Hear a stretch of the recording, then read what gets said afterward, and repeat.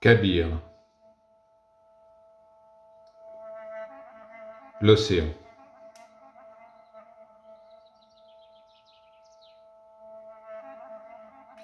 La personne qui médite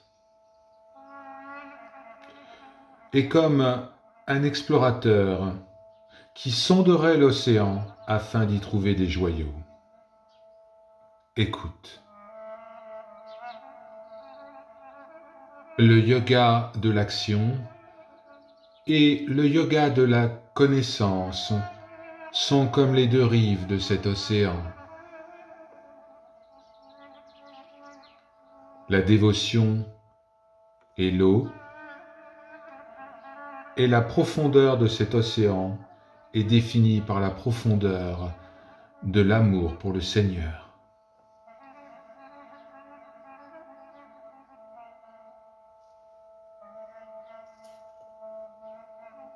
Dans cet océan, la pensée est comme les vagues. L'absence de désir pour les honneurs, pour le corps, pour les femmes, tout cela est comme des perles. Les sages sont comme des cygnes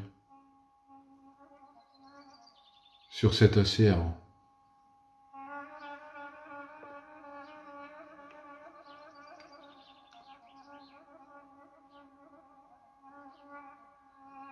Alors, lorsque le fidèle, dans sa sagesse, explore l'océan, il obtient 14 joyaux. Le premier joyau est l'amour du nom de Dieu. Cet amour génère une parole juste, l'amitié, la contemplation du divin et retire l'agitation mentale, le désir et la colère. Le deuxième joyau est compassion, ne pas utiliser des paroles blessantes, retirer l'esclavage et les péchés, augmenter notre amour pour les autres, protéger la vie des animaux. Ceci est compassion.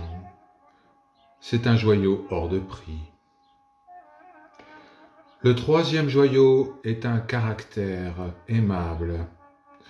Une personne avec un caractère aimable réalisera des bonnes actions, que ces actions soient provisoires ou permanentes. Le quatrième joyau, c'est le sens du service. Cette personne qui détient ce joyau servira ceux qui sont dans le besoin avec de la nourriture, des vêtements, des paroles. C'est la générosité du cœur.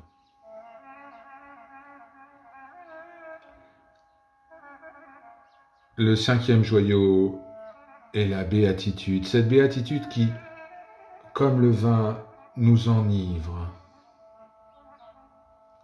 La connaissance de soi est la connaissance de l'âme divine qui produit la béatitude. Le sixième joyau est la capacité à pardonner. La personne qui pardonne sincèrement ceux qui l'ont insulté ou qui lui ont menti ou qui lui ont fait du tort. Le pouvoir du pardon purifie ses actions et sa vie devient tranquille.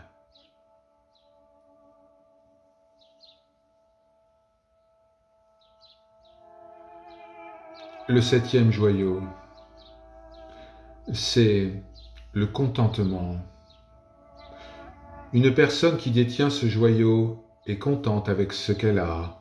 Elle est en paix, elle est heureuse et elle n'est pas perturbée par les problèmes créés par les autres. Le huitième joyau est la conscience de la réalité intérieure. Le monde se manifeste sous de multiples formes mais toutes ces formes ne sont qu'illusions et elles n'ont aucune permanence. La réalité intérieure est esprit, elle est éternelle. Celui qui atteint cette perception atteint la libération.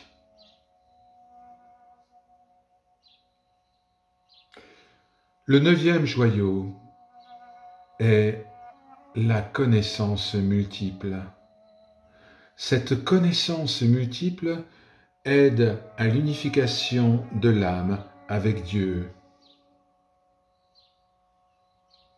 Les bonnes intentions vis-à-vis des autres, la pensée juste sur la nature réelle du soi, la confiance que nous avons en notre corps et notre mental pour trouver la vérité, la réalisation de l'absolu de l'âme, le détachement de l'illusion grâce à l'amour et à la dévotion, l'abandon à Dieu et la connaissance de la superconscience. Le 10e joyau est la vraie foi. La vraie foi est comme un nectar. Une personne qui a une vraie foi vis-à-vis des mots de son gourou traversera le monde de la naissance et de la mort. Il sait que les enseignements qui n'ont aucune preuve sont faux et il a confiance en la vérité. Le 11e joyau est la dévotion absolue à Dieu. Il faut pratiquer cette dévotion et cet amour qui ont été enseignés par votre gourou. La réalisation permet de détruire l'ennemi qui est le piège de la mort.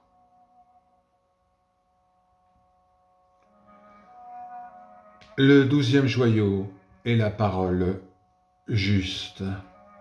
La personne qui détient ce joyau réalise de nobles actions, médite, reflète un intellect puissant et voit la présence de Dieu partout. Cette personne se souvient de Dieu toujours et maintient son esprit uni avec lui. Le 13e joyau est la paix favorable. Une personne qui détient ce joyau fait l'expérience de la béatitude totale, sans une trace de souffrance. Elle est sainte, détruit tous les défauts du mental et sait que Dieu est toujours son support. Enfin, le 14e joyau est reconnaître que le monde est un poison. Le monde est plein de souffrances, de péchés, d'hallucinations, d'hypocrisie, de fausseté. La paix est illusoire et le mental ne s'arrête jamais. Le fidèle doit alors réaliser que le monde est un poison et se détacher de lui. Le fidèle est un être dans le monde, mais il n'appartient pas au monde.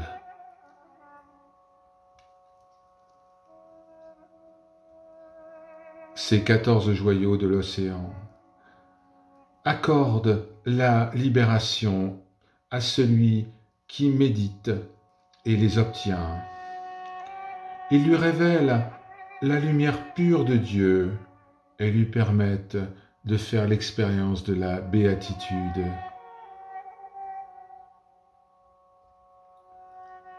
La personne qui est absorbée dans la méditation au sujet de la personne suprême se place au-delà des oppositions entre joie et tristesse, louange et critique, attraction et rejet.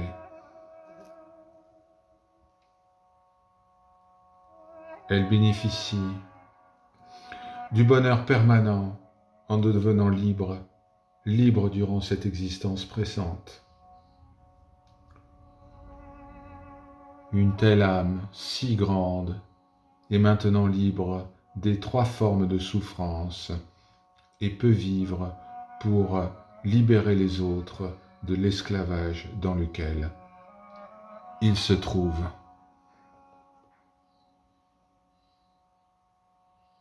Chers disciples, connaissant votre dévotion et votre piété, je sais que vous êtes d'excellents fidèles. J'ai révélé avec plaisir cette connaissance secrète.